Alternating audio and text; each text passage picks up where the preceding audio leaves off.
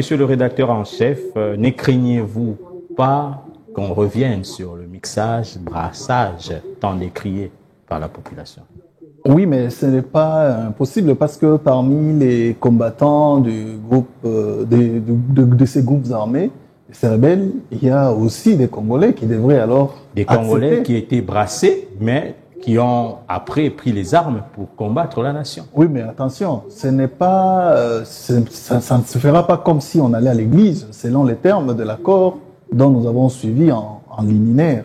C'est-à-dire, il sera peut-être question, avant tout, de passer par l'identification. Ça, c'est l'élément essentiel, l'identification, pour savoir qui est qui et qu'est-ce qu'il a fait dans le passé, parce que en réalité, on ne réintégrera pas dans les forces de défense et de sécurité, et même dans l'administration ou les institutions, des personnes qui ont, par exemple, les crimes de sang entre leurs mains. C'est justement ça aussi l'importance de l'identification avant de parvenir à ce vrai brassage. Je vous rassure qu'on pourrait assister à un vrai purgatoire. Et nous avons suivi ce dossier avec vous. Il faudra, dans les dossiers, on a même signalé qu'il faut une volonté politique pour que ça se réalise, cet accord. Est-ce qu'avec toutes les péripéties qu'a montré le Rwanda par rapport à la situation dans l'Est de la RDC, est-ce que vous pensez qu'il y aura une volonté politique? Non, mais il ne faut pas oublier, l'accord, c'est d'abord entre les États. On parle de Washington, Kinshasa et Kigali, les trois qui vont signer, autour notamment de l'économie.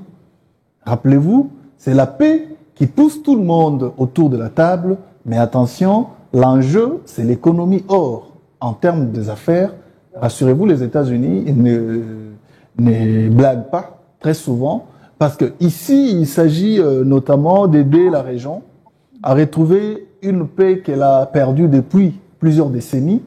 Et vous vous rappellerez aussi que les États-Unis ont joué presque le même rôle, notamment dans les pays du Golfe, les pays que nous envions aujourd'hui, notamment le Qatar, l'Arabie Saoudite, tous ces pays-là, les Émirats, ont bénéficié notamment des mêmes accords autour du pétrole. Et voilà, aujourd'hui, nous parlons de ces pays-là comme étant des Eldorado, non seulement de paix, où les affaires prospèrent, parce que notamment, les États-Unis a eu aussi sa part du pétrole. Donc, autour de l'argent, mais si les vrais problèmes qui étaient ou qui sont à la base de cette guerre ne sont pas, ne trouvent pas de solution. Non, mais très souvent, nous avons tendance à chercher le problème ailleurs. Le problème, il est économique. La guerre dans l'Est de la RDC est liée principalement à l'économie.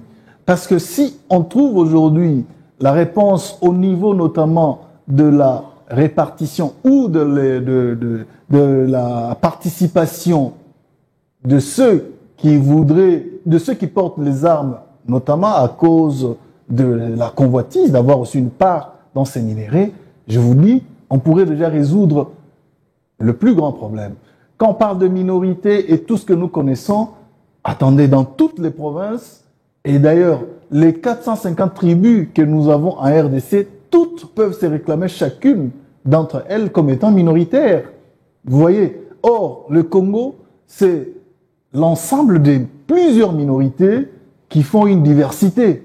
Alors, le problème qui se passe dans l'Est de la RDC, c'est d'abord chercher à résoudre la question de la gestion des ressources convoitées dans l'Est de la RDC. Et vous savez, ce qui est pire dans tout ça, c'est que ce n'est pas nous, ni nos voisins qui transformeront ces richesses. Nous n'en sommes pas les premiers bénéficiaires en termes de résultats.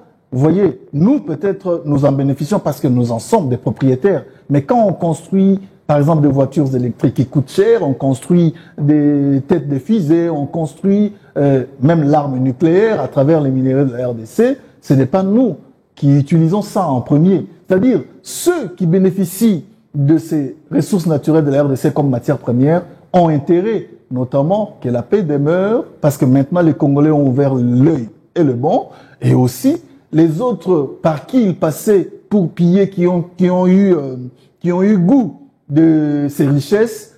Alors, c'est à eux maintenant, c'est maintenant qu'ils ont trouvé le vrai moyen de nous réunir et de trouver de quelle façon faire la paix Revenons autour un de peu ces sur l'incise, disons, sur l'intégration conditionnelle.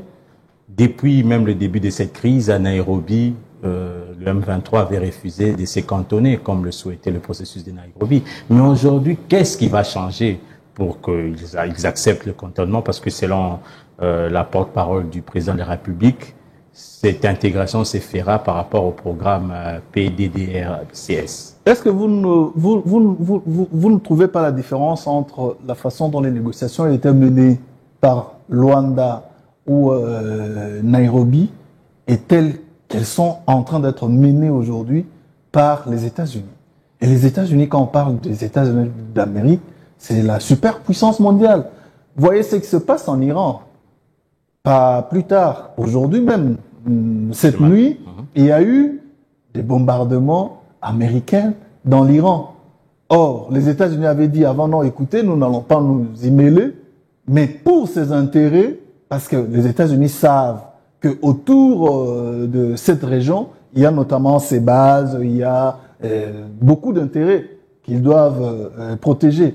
Et vous pensez que si aujourd'hui les États-Unis ont des intérêts en RDC, ça sera plus facile? Vous avez suivi Boulos dernièrement, quand on a pris la cité de Walikale. Qu'est-ce qu'il vous a dit? C'est la pression des États-Unis qui a fait que, notamment, le M23, AFC M23 recule, tout simplement parce qu'il y a une entreprise américaine autour. C'est pour dire qu'aujourd'hui, il y a un ordre mondial qui est guidé, notamment par les grandes puissances dont les États-Unis, dont il faut, entre autres, respecter les intérêts. Mais ici, attention, les intérêts ne sont pas seulement américains, ils sont aussi congolais, notamment la paix et la fin de cette industrie de la mort.